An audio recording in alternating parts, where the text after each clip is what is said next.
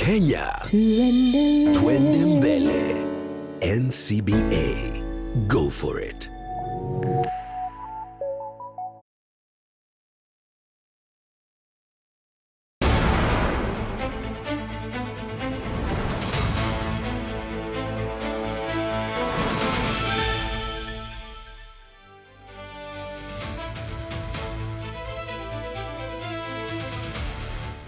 All right, good evening and many thanks indeed for joining us here on TV47 Prime. My name is Debarl, Inea, trusting that you had a lovely day. And of course, now we are here to prime you on the stories that made the day today. It is 9 o'clock, and joining me right now on the sign language desk also is Ruto. And here are the top stories that dominated the day. We begin with the courts, where Mukurweini Member of Parliament John Kaguchia has been released on a bond of 1 million shillings or an alternative cash bail of 250,000 shillings after being arraigned before the Milimani Law Courts over alleged offensive conduct likely to cause a breach of the peace. The legislator had been expected to answer to charges relating to remarks or conduct that prosecutors say amounted to an offense, as the court set the terms for his release pending further proceedings. Appearing before Senior Principal Magistrate Teresia Nyangena on Tuesday, Kaguchia did not take plea after his lawyers challenged the validity of the case, arguing that the court lacked jurisdiction and that the charge sheet contained defects. According to the charge sheet, the prosecution alleges that on August the 1st, 2026, in the Kieni East area of Nyeri County, Kaguchia uttered words in the Kikuyu language that were intended to incite a breach of peace. What you have here is not a charge sheet. It's purely an attempt by the state to breach the Bill of Rights, freedom of expression. This crime is alleged to have been committed in Arumoro, which is around 200 kilometers from here. And there will be witnesses expected to participate. Of course, the audience has alleged, which consumed these words. So, Your Honor, the logistics of even proceeding before you are cumbersome. Before plea could be taken, the defense objected to the proceedings, arguing that the charge sheet lacked sufficient particulars to sustain the offense. The lawyers also told the court that Kaguchia had not been granted prompt access to his advocate and that authorities had failed to comply with High Court orders directing access to counsel and his release on a cash bail of 100,000 shillings and a free bond issued on Tuesday morning. When we brought the attention of the OCS Kamukunji police station of the existence of these orders, he arrogantly said, Mr. Lagat, that this is not a hospital where you walk in and walk out. That's what he said. Release on 100,000, they refuse money.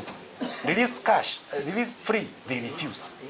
And then they come and sit here before the court, tell you, charge this person and take him to jail. Let them take the dog, let them explain what difficulties they have experienced to obey the court orders. The prosecution opposed the application, stating that the Office of the Director of Public Prosecutions had not been served with one of the High Court orders and therefore could not be held in contempt. The defense urged the court to release the Member of Parliament pending the determination of the preliminary objections. By the time that we were receiving the file, for purpose of making a decision as to whether we are charging or not, there were no such orders. And that is why we are before you. In her ruling, Magistrate Nyangena noted that although the High Court had earlier ordered Kaguchia's release, the circumstances before the magistrate's court were different because he was now facing formal criminal charges. The matter will be mentioned tomorrow. Health services remain paralyzed across the North Rift region as nurses and clinical officers continue with their strike, now spreading to 5 counties. The health workers are demanding payment of salary arrears and improved working conditions, with unions warning that the industrial action could escalate if their concerns are not addressed. Faith Wangari has more. More than 500 health workers in Uasin Gishu County marched through the streets of Eldoret City, protesting unresolved labor grievances. Police officers led by Eldoret Central OCS Jens Lenaso escorted the demonstrators to ensure the march remained peaceful. The strike has spread to the counties of Nandi, Trans Nzoia, Elgeyo Marakwet and Baringo, with the union leaders leading demonstrations in Eldoret. We have the major thorn in the flesh, that is the UHC staff. They have been in service from the 2019 COVID time. They have served during the COVID times, but they have later on been subjected to contracts that are unconstitutional.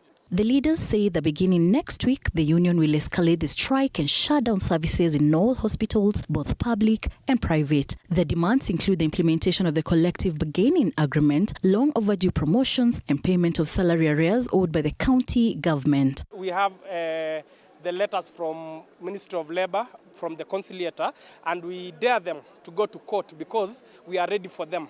What we are saying is moving forward, as even the president has opened up conversations towards 2060 vision.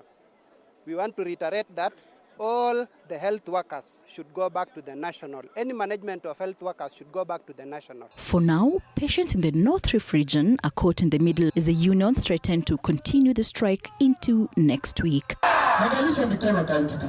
Faith Wangari, TV47. The Mavoko law courts have ordered the detention of advocate Angela Mulwa and her co-accused Nelson Masiga for 14 days as investigations continue into the alleged theft of high-end vehicles belonging to Victoria Mutiso, the doctor who was gunned down along Mbagathi Way.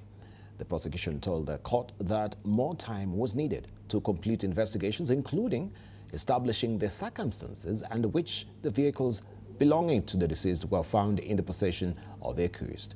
Mudhoni Brenda reports. Advocate Angela Mulwa and her co-accused Nelson Masiga are set to spend the next 14 days in custody. This is after Principal Magistrate Lilian Nyabando on Tuesday granted the prosecution's request to detain the two suspects, citing concerns that their release could interfere with the ongoing investigations into the murder of Dr. Victoria Mutiso. While allegations of witness interference must ordinarily be supported by concrete particulars, the court notes that the investigations concern serious offense involving multiple persons, that the several witnesses may be required to record statements if need be. The magistrate noted that it was undisputed that the two vehicles were found in the possession of the accused persons. Whether such possession ultimately establishes criminal culpability is a matter reserved for trial. At this stage, however, the court is only concerned with whether the continued detention is necessary to preserve the integrity of investigations. After this ruling, the defense requested for the release of the suspect's personal mobile phones and SIM cards. And now for the issue of the SIM card, the state is not objected. But Your Honor will be seeking for a condition that the SIM card be released once the respondent allow us to have access of the handsets. On Monday, the court heard that the two vehicles belonging to the late Dr. Mutiso were traced by detectives and recovered at a property linked to suspect Angela Mulwa in Karen, Nairobi. As investigations continue, focus now shifts to establishing how the vehicles belonging to the late Dr. Victoria Mutiso ended up in the possession of the accused persons. Mudhoni Brenda for TV47. To matters academia now, where the university's academic staff union, UASU, and the Kenya University Staff Union, KUSU, have called on the government to immediately release 6.6 billion shillings in salary arrears or to the university staff under collective bargaining agreements. The unions are also demanding the swift conclusion of negotiations for the 2025-2029 collective bargaining agreement, while pushing for increased lecturer recruitment and reforms in the way university salaries are paid. Speaking during a press conference in Nairobi, union leaders called for the speedy conclusion of negotiations for the 2025-2029 collective bargaining agreement. They also urged the government to recruit more lecturers to address staff shortages, opposed any changes to the retirement age of the university staff and insisted that university salaries should be paid through the exchequer rather than from students' fees.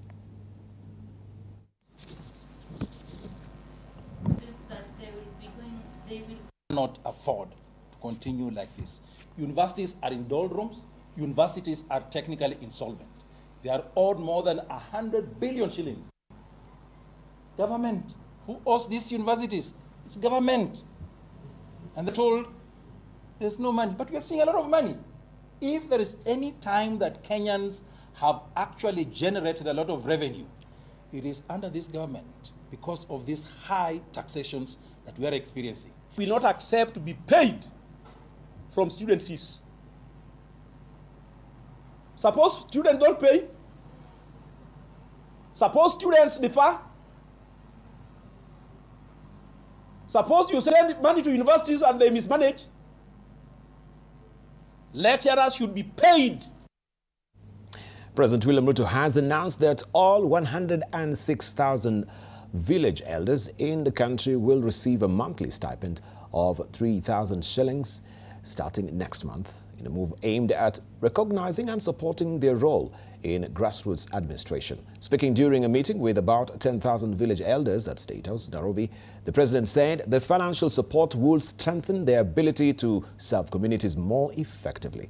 Ruto noted that village elders remain central to maintaining peace, resolving local disputes, mobilizing communities, enhancing security, and supporting the implementation of government initiatives at the grassroots level.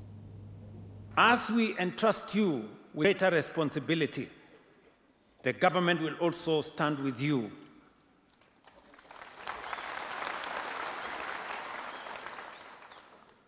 and beginning this month, beginning today, every village elder will receive a stipend. Hii sio bei ya uzalendo wenu. Uzalendo hauna bei. Hii ni ishara yetu kama serikali ya heshima ya taifa letu la Kenya kwenu na kutambua mchango wenu katika mambo ya uongozi ya taifa letu.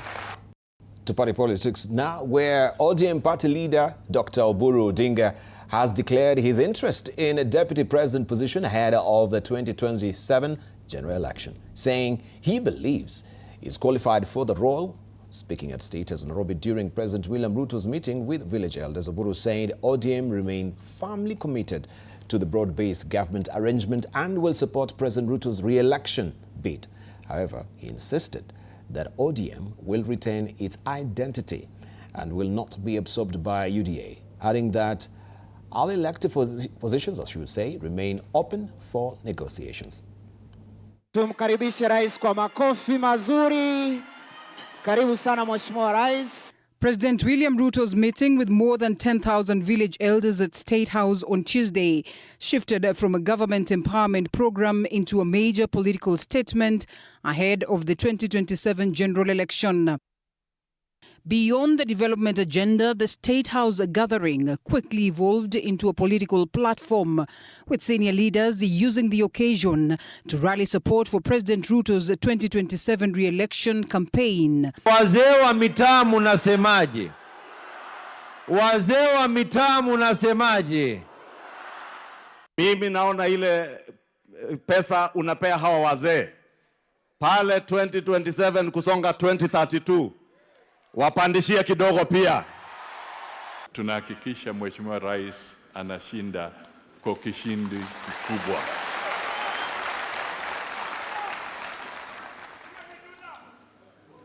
Ni tutam. Ni tutam. Candidate wetu ni President William Ruto.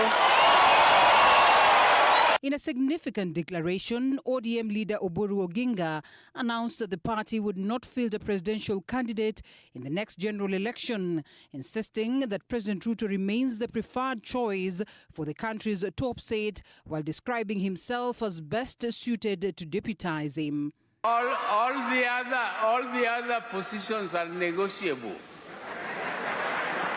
particularly number 2. Don't you think I deserve to be number 2? Because that is what our constitution. Can I not be number 2? Mimi nimetosha. Oburu, who praised the Kenya Kwanza administration for recognizing the contribution of village elders, said previous governments had failed to appreciate their role in nation building. He is not just a village elder. Yeye ana marupurupu kidogo, yeye pia anapata, utaona yeye anang'ara kukushinda. Atakuwa na power. President Ruto, however, maintained that the government's focus remains on service delivery and national development, announcing that village elders will receive monthly stipends, smartphones, health insurance and leadership training in what the government says is an effort to strengthen grassroots administration. Lakini mimi nimewajibu nikawaambia sijashusha hadhi ya State House. Nimeinua heshima ya wananchi wa Kenya. The head of state also sought to reassure Kenyans over the next general election, pledging that the 2027 polls will be free, fair and peaceful, while warning politicians against ethnic incitement and violence.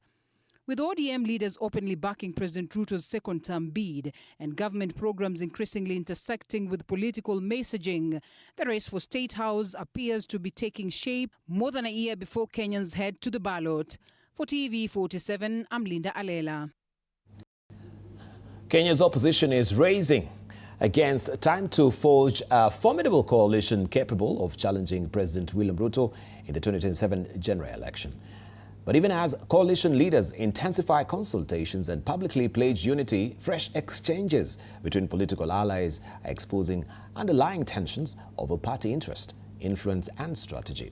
The latest disagreements involving leaders allied to the opposition and Rigathi Gachagua's camp are raising questions on whether the alliance can reconcile competing interests before settling on a common front. Our reporter Mike Kagwongo has the details. Even as opposition leaders continue to project a united front, the path towards a single coalition is showing signs of strain.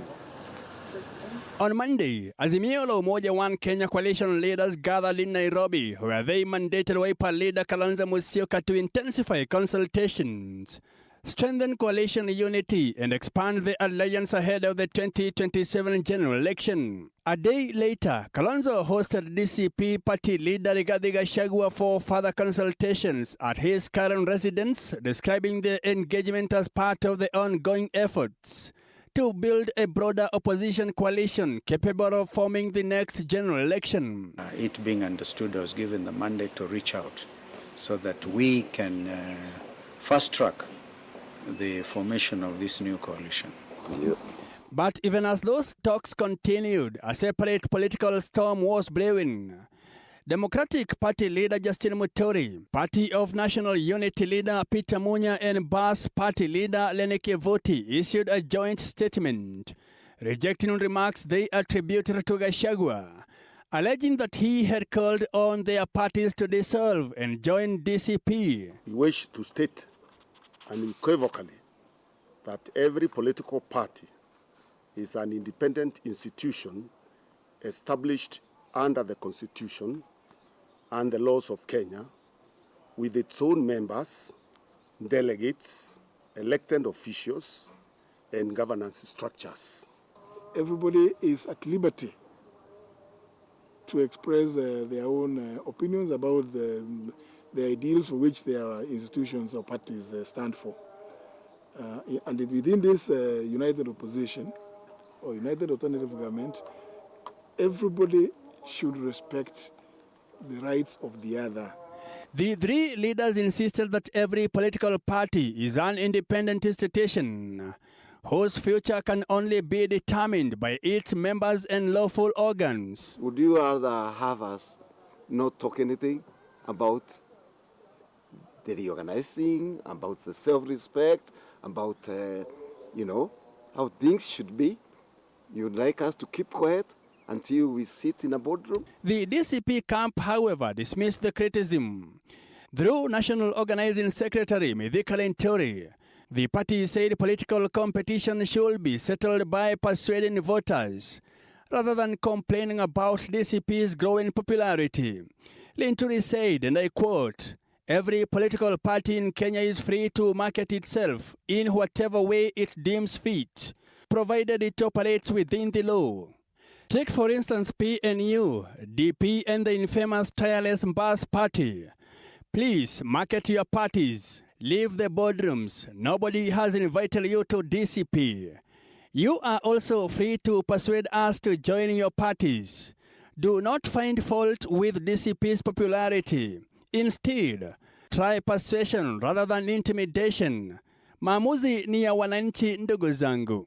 End of quote. We also reject any impression that Honorable Gachagua has been appointed or mandated to speak on behalf of all the people or political parties associated with the Mount Kenya region.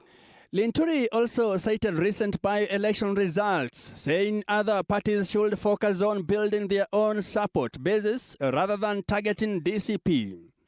The exchange now lays bare the delicate balancing act facing the opposition. While leaders remain united in their declared goal of presenting a single challenge against President William Ruto in 2027, differences over party identity, regional influence, and the terms of coalition building are beginning to surface publicly. Mike Kagwango, TV47, Nairobi. All right, to Devolution matters now, and also the stories of the Linda Mwananchi. We'll give you that particular story much later. The fate of the fast-growing Linda Mwananchi movement now rests with the register of political parties after a fresh attempt to register as a political party triggered a legal and political contest. The dispute has raised questions over ownership of the movement's identity and its future ahead of the 2027 general election. Supporters of the movement, led by Nairobi Senator Edwin Sifuna, insist they did not sanction the registration of application, warning that unknown individuals are attempting to hijack the group's identity and goodwill. Under the Political Parties Act, the registrar of political parties must now consider objections before making a final decision, with the outcome likely to determine whether Linda Mwananchi transforms into a political party or remains a pressure movement.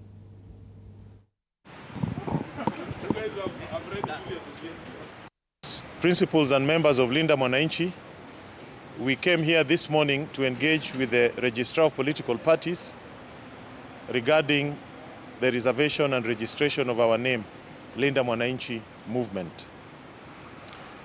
You will recall that we had made an application for that name, and we received a letter declining the registration on account of public interest. So we came to engage with the registrar on the interpretation of the law, in particular Section 8 of the Political Parties Act. We must say that the registrar received us very well, and we have had very cordial and extensive discussions with him. There is no reason to refuse the registration of the name Linda Mwananchi Movement. And we have agreed that he will now review his decision, and before the end of the week, he will get back to us with his final decision on the matter. Azimio la Umoja One Kenya Party leader Kalonzo Musyoka has reaffirmed his commitment to strengthening opposition unity following high-level consultations with Democratic Coalition Party leader Rigathi Gachagua and Democratic Action Party Kenya leader Eugene Wamalwa. The leaders said they remain focused on building a united and resilient opposition that offers Kenyans hope and a credible alternative ahead of the 2027 general election. According to a statement, the leaders discussed key national issues and agreed to sustain a collaboration in advancing the interest of Kenyans. They said the consultations are part of ongoing efforts to consolidate opposition unity, develop common agenda, and work towards national renewal. We are yet witnessing another episode of selective application of justice. And so we have asked our teams to stand firmly, very firmly, with Honorable Kaguchia. Right? So we want to see people like Duale who have said a whole community is Aina's type of people. And in fact, he should have been arrested before being forced to resign. Devolution continues to receive growing support across the country since the introduction of the 2010 Constitution, with several counties making significant strides in key sectors, including infrastructure development and improving the living standards of residents. Today, InfoTrack ranked Murang'a County as the best performing county based on devolution performance. This report was produced by Malusi Meshak. 75% of Kenyans believe devolution has continued to make progress since 2015, according to a survey by research firm InfoTrack conducted across all 47 counties in the country. The survey focused on various sectors devolved under the 2010 Constitution, including early childhood education, sports, tourism and culture, water, health, agriculture, among other functions. InfoTrack ranked the top 5 counties where residents expressed satisfaction with the delivery of services under devolved functions. The top 5 counties were Murang'a, followed by Kiambu, Trans Nzoia, Elgeyo Marakwet, and Homa Bay. In safeguarding public assets, including public funds, Murang'a County maintained the top position, followed by Kisii, Kiambu, Trans Nzoia, and Elgeyo Marakwet. In controlling drug abuse and regulating explicit sexual content, Elgeyo Marakwet emerged first, followed by Homa Bay, Kisii, Garissa, and Makueni. In healthcare service delivery, Murang'a ranked first, followed by Elgeyo Marakwet, West Pokot, Kiambu, and Tharaka Nithi. In the education sector, InfoTrack assessed early childhood development education infrastructure, with Kiambu emerging top, followed by Murang'a, Trans Nzoia, Elgeyo Marakwet, and Taita Taveta. In the agriculture sector, Trans Nzoia led with 60%, followed by Murang'a at 58%, Kiambu at 55%, Uasin Gishu at 54%, and Elgeyo Marakwet at 53%. In governor performance rankings, Murang'a Governor Irungu Kang'ata emerged top with an approval rating of 80%, followed by Trans Nzoia Governor George Natembeya at 76%. Kiambu Governor Kimani Wamatangi ranked third with 71%, followed by Homa Bay Governor Gladys Wanga and Makueni Governor Mutula Kilonzo, who both scored 66%. The survey was conducted between January and May 2026 across all 47 counties in the country. Questions over the safety of citizens in police custody have resurfaced following the mysterious death of Eric Otieno shortly after his arrest by officers attached to Muthaiga police station. An autopsy report has revealed that the border rider suffered severe internal injuries and died from massive internal bleeding. His family and legal team are now demanding a swift and transparent investigation, including the retrieval of CCTV footage from the station to establish what happened in the final moments before his death. This report was produced by Athaman Said. An autopsy conducted at Mama Margaret Uhuru Hospital in Kariobangi has confirmed that Eric Otieno died from massive internal bleeding. According to the pathologist report, Otieno suffered severe blunt force trauma with the chest and abdominal regions sustaining the most serious injuries. The findings have since been handed over to investigative authorities. Eric died of a massive internal hemorrhage in the abdomen due to injury to organs therein, and this was due to trauma to the abdomen. The family's legal team is now pushing for an immediate and transparent investigation into the events that unfolded at Muthaiga police station on the night of Eric's arrest. Among their key demands is the urgent retrieval and analysis of CCTV footage from the police station to establish the sequence of events that led to his fatal injuries.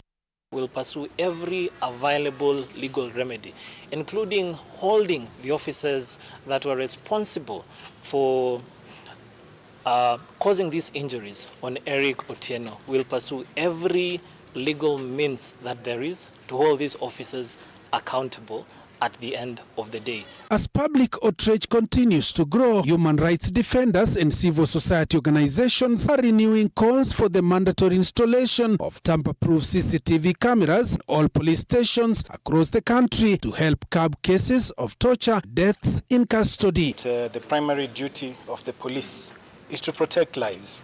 So it's very sad when we see lives being lost and that lost life being linked in one way or another to a police station. Eric's death adds to the growing concerns over fatal incidents involving suspects while in police custody, raising questions about accountability and the safety of citizens after arrest. Attention now turns to the Independent Policing Oversight Authority as investigations continue into whether those responsible will be held accountable.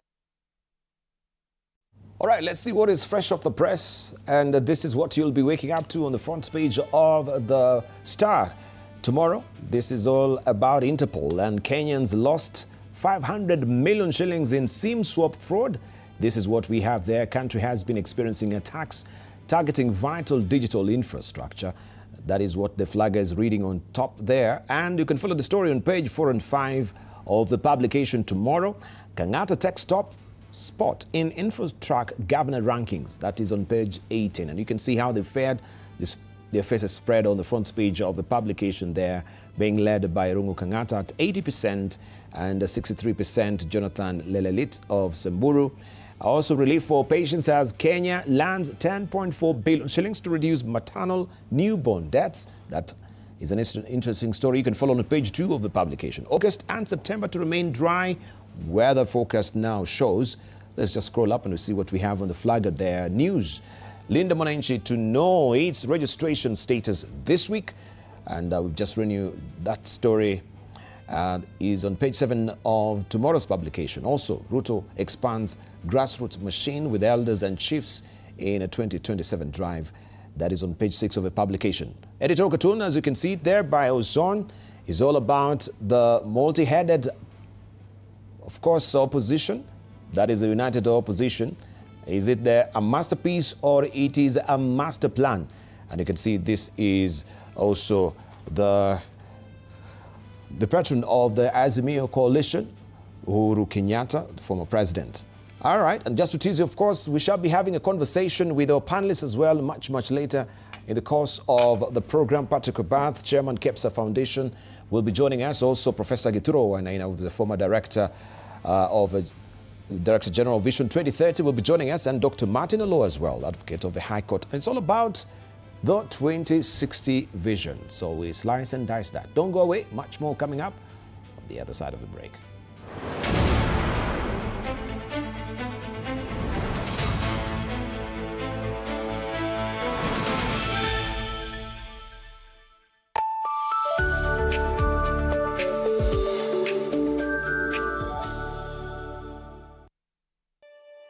Kote nchini mbele tuendelee, mbele Kenya twende mbele, Kenya twende mbele. NCBA, go for it. We love to share our cultures, and the one thing that unites us all, that celebrates precious moments, nurtures our Kenyan spirit, welcomes, and even inspires. Our language does all of this and more. The more the milk, the better the chai. Chai kweli ina Brookside Dairy Best.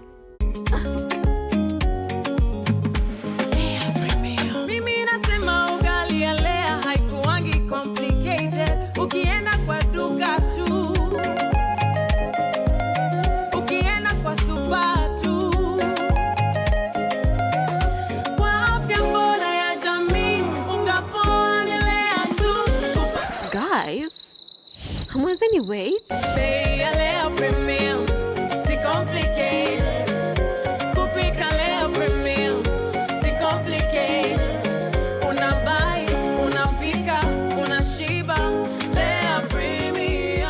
Lea Premium Flour, nurturing the world. Available in a store near you. Get affordable monthly TV packages from Azam TV today. From kids shows, African and international movies, sports, local and international, breaking news, documentaries, telenovelas, and many more. Our monthly packages are 400 Kenyan shillings, 950 Kenyan shillings, or 1,500 Kenyan shillings only. Call us today on 0709 844 000.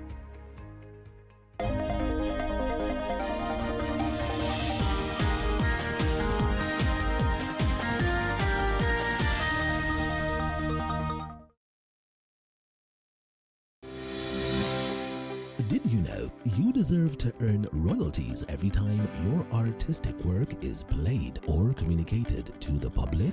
Join Pavrisk, the duly authorized CMO mandated to collect and distribute royalty.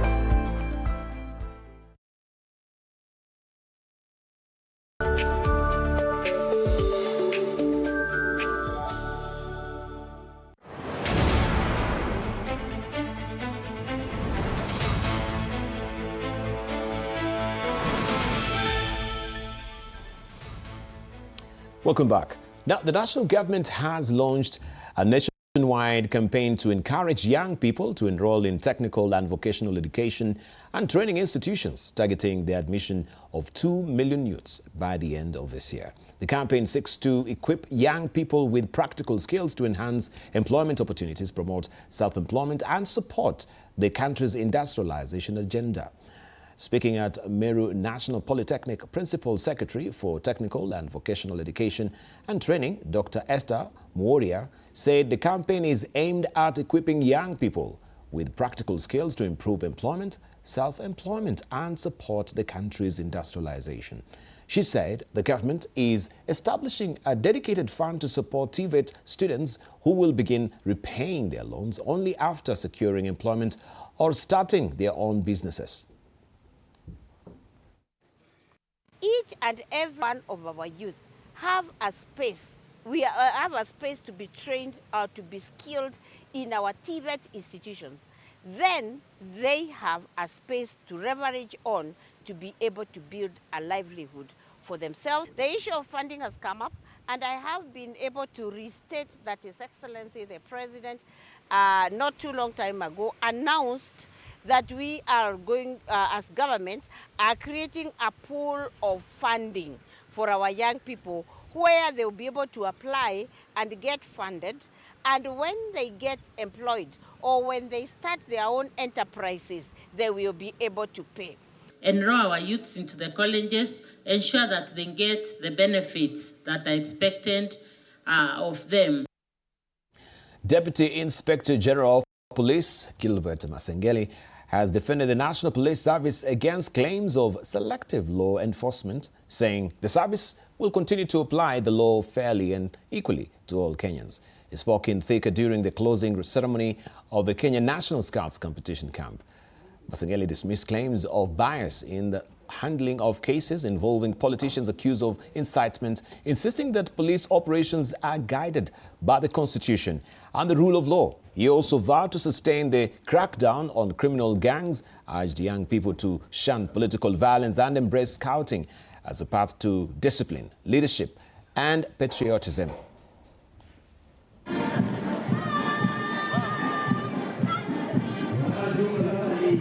The law is like a mirror. And you look at the mirror and you have a problem, you will see the problem in your mirror. But the mirror will not remove that problem in you. The law applies to all. It does not matter who or who. All have to obey and confine within the rule of law. And for your information, everyone has got a right. And the right of each and everyone does not suspend other people's rights. So you confine within the rule of law. Goonism will not allow in any quarter at all, because they'll have to face full force of law.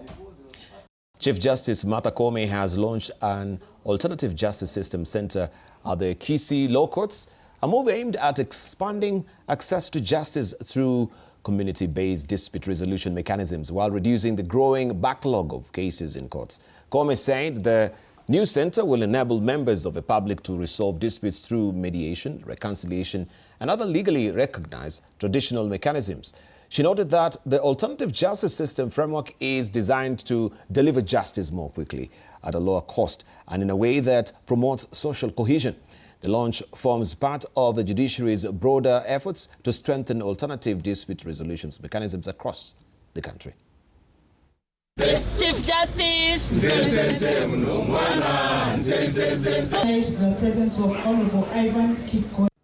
So today's launch reaffirms our constitutional commitment to ensure that justice reaches every Kenyan through pathways that respond to their lived realities. And those of us who went to the suite, to the ukumbi, we were explained the various pathways. Justice is not only found in the courtroom, it's found in our families, in our communities, in our marketplace where we work. And this is really a constitutional imperative. Our commitment to strengthening community-based justice mechanism has played a significant role in enhancing public confidence in the justice system and promoting a culture of dialogue.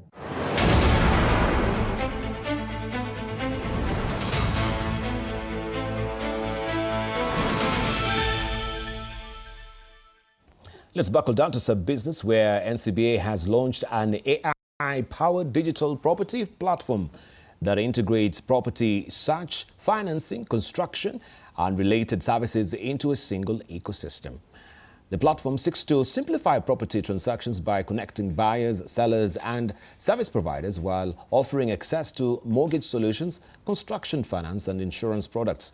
The launch comes at a time when Kenya continues to experience low mortgage uptake despite a growing property market, with the platform aiming to streamline access to home ownership and property investment.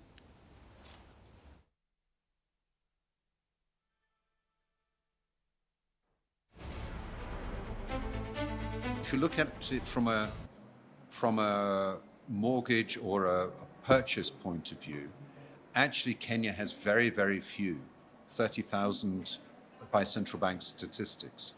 So it would be silly of me to say, oh, 1% would be good, because that's 20,000 out of 2 million. So I expect the rates to be quite low to begin with. But I hope you gain the impression here that Property Duka is one of a series of Dukas. It's an integrated series of Dukas that will support customers across their lifestyle. Right from that student who is in college or university, who needs a hostel to rent, you come to Property Duka, you'll get the listings for the hostels within the location or the vicinity of your university or college. That is the person you're targeting. From there, at the moment this person gets into their first job, they'll certainly be looking to rent a house within the vicinity of their workplace. That's the person you're targeting. Now, asset financing companies are deepening financial inclusion in Kenya by enabling more entrepreneurs to acquire income-generating assets, driving growth in the informal sector. The subsector has expanded rapidly in recent years, financing motorcycles, vehicles, smartphones, and other productive assets that support small businesses and create employment opportunities. Industry players say increased access to asset-backed credits is strengthening livelihoods, while investment in financial literacy, digital solutions, and customer protections are improving responsible lending and supporting the country's broader economic growth. As young people, we don't have money. It is very difficult for you to get 180,000 to buy a new motorcycle, but Mogo have been there. With your national ID and your driving license, you can walk away with your motorcycle and you start earning a living. So that has been so impactful to the youth of this country. For example, you will have finished school, there's no work, you can't be employed, there's no jobs, but you can easily access to a motorbike and start earning your living. I saved 10,000 shillings over 2 years to buy this bike, and he was pointing at the bike to me. So I asked him, how much are you earning now? He says, I do about 3,000 to 5,000 shillings a day. So if you take the lower number of 3,000, he's making 120K a month, right? If you really think about saving 10K over 2 years and then now making 120, it's a massive impact. Now multiply that across 1 million people. Kenya's engineering sector is calling for sustained investment in infrastructure as a key driver of economic growth, employment creation and industrial development. The Institution of Engineers of Kenya says continued investment in roads, energy, manufacturing and other strategic projects will create more opportunities for local engineers while accelerating the country's development agenda. The institution also plans to prioritize engineering education, professional mentorship and stronger collaboration with policymakers to ensure Kenya builds and retains a globally competitive engineering workforce.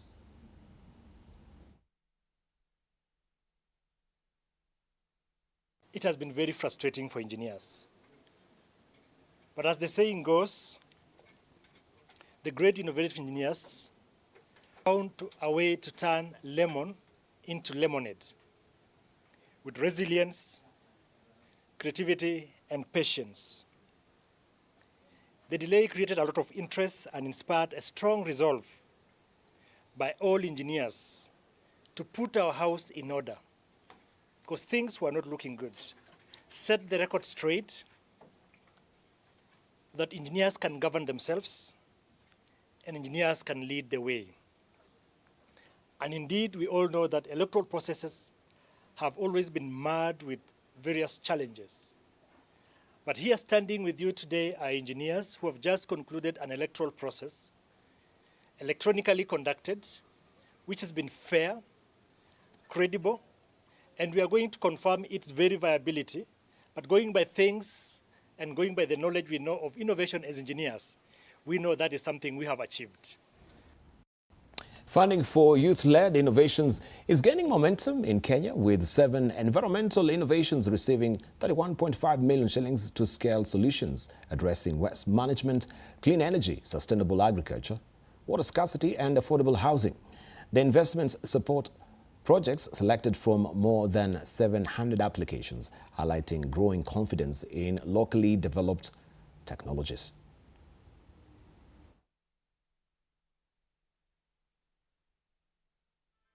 Gives an opportunity for young people from as young as 15 years to 35 to apply for support for their innovations. So what we're looking for is innovations that are addressing environmental issues, they're addressing livelihood issues, and importantly, that they are actually creating jobs as well.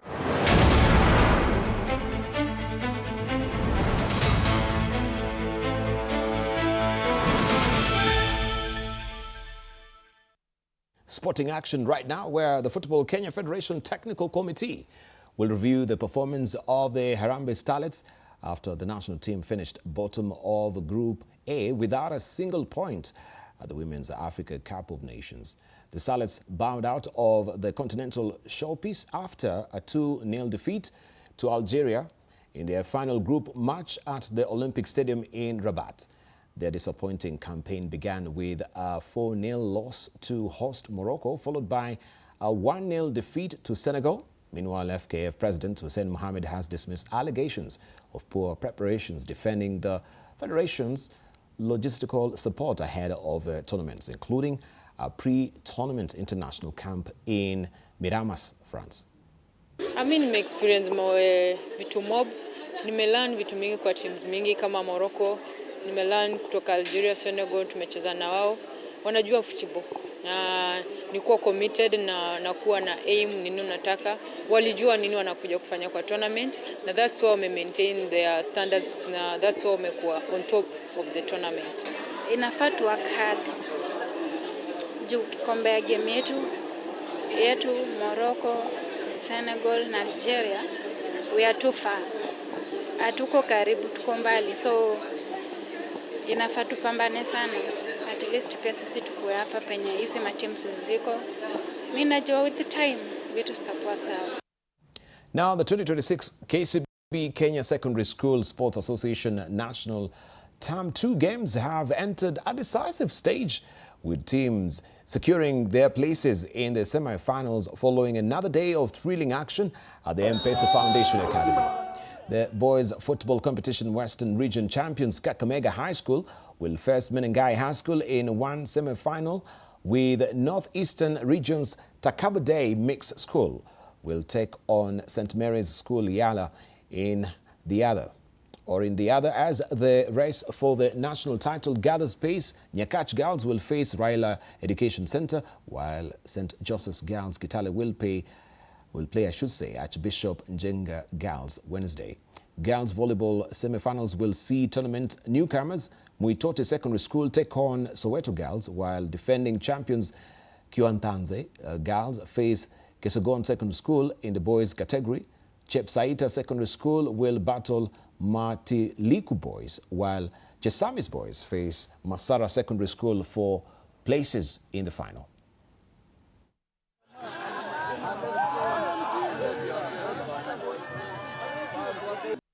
Honestly, today were fun and competitive at the same time. Players here are really talented, and we thank God for being here. The scores were 11-12, yeah. And we are thankful. We are qualified. We have qualified to play in the semis. Walisema watu wa Uzbekistan mnakuja mnapigwa 10-6 hivi, lakini tulionyesha talent yetu. Sasa hii alhamdulillah tuko semifinal. Tunatarajia kesho inshallah tunacheza na Yala. Tukipiga tunaenda finali. Tunaenda East Africa, Tanzania inshallah. Improve on physicals, our skills and swiftness. We came and play. We saw better people with their skills, how swift they are. So I'll just say our lesson that we should practice more. The game was really tough. We never expected that. We thought we are the best, but now we have seen best of the best. We are hosting the nationals for the KSSA. How we are supporting the games is by being the platinum sponsors. As you can see, the field is all painted with KCB. Because we are the platinum sponsors, the players are well uniformed because we supported with the kits also and the activation. So we are happy and proud to be part of this big initiative. At least we were able to beat Tigoi, and that did not come by chance. We actually prepared very well, especially on how to attack and also on defense. So we contained the team very well, and we were able to win. To Chesapeake, through Alive and Kicking, Kenya is celebrating a major milestone after visually impaired learners participated in the ongoing Term 2 National Secondary School Games in Thika. The initiative is highlighting the importance of inclusive sports by creating opportunities for learners with disabilities to showcase their talents alongside other students. The visually impaired students competed in disciplines including goalball, chess and soundball, highlighting the growing impact of efforts to promote equal opportunities in sports. Alive and Kicking has remained at the forefront of championing inclusive education and sports for visually impaired learners, while the government has reaffirmed its commitment to ensuring every student, regardless of ability, has an equal chance to participate and excel.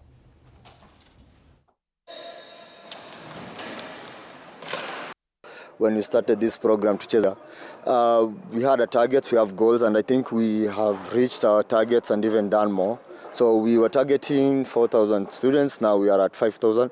We've done 82 schools, we have trained more than 90 teachers. Now coming back here to look at the impact and how this program has impacted our communities, it brings smiles to my face. Because we were equipped with more skills, we understood the game quite better, and we are currently seeing a lot of improvement. We have seen quality games, we have seen better results from our learners. So we are very happy because of Alive and Kicking, who took the opportunity to train teachers in both the goalball and the blade football. In fact, the ministry ensures total inclusivity of learners with special needs, both in the classroom and in co-curricular activities.